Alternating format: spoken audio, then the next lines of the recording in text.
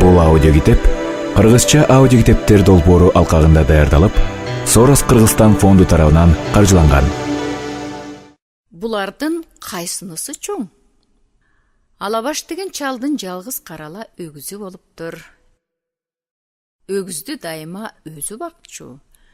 Күндөрдүн биринде Алабаш узак жолго камынып, улуу баласына: "Сен өгүзгө убактысы менен жем чөп бергин" деп, кичүү баласына: "А сен убактысы менен жетеле барып сугарып тургун" дейт да өзү жүрүп кетет.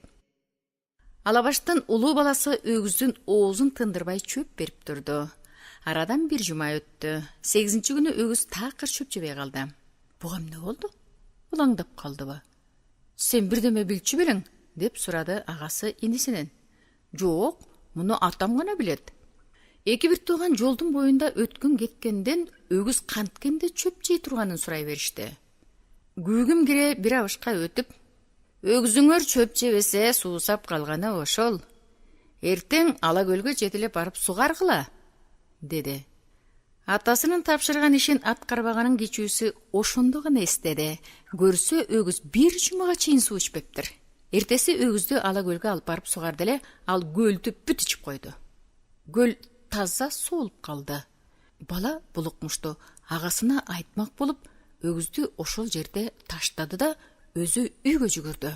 Соолгон көлдүн ордунда калган балык өгүздү шак жутуп алды.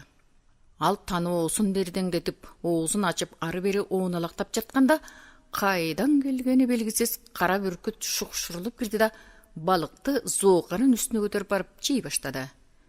Балыктын ичинен чыккан суу дарыядай ташкындап акты. Ал аккан суу асканы түбүндө уктап жаткан абышканын бетине куюлганда, чал чочуп ойгонуп: "Күн азыр эле ачык эмес беле?" деп күндү караса, көзүнө эмнегедир бир неме түшүп кеткенсиде.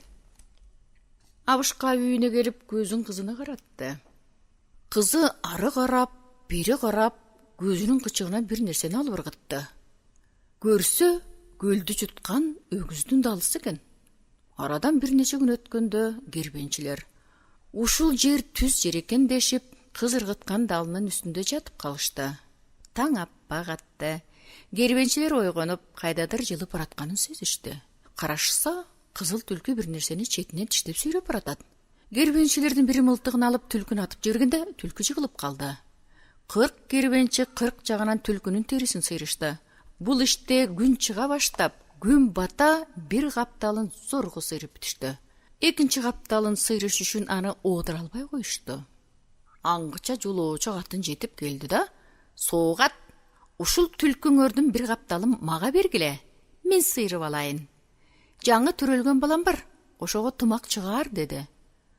Аябай чарчап, муну эми оодура албасына көз жеткен кербенчилер: "Ала коюңуз" дешти. Катын ат үстүнөн туруп эңип алды да бастырып кетти. Кана, ойлонуп көргүлөчү. Өгүз, көл, балык, бүркүт, чал, түлкү, катын жана жаңы төрөлгөн баланын кайсынысы чоң?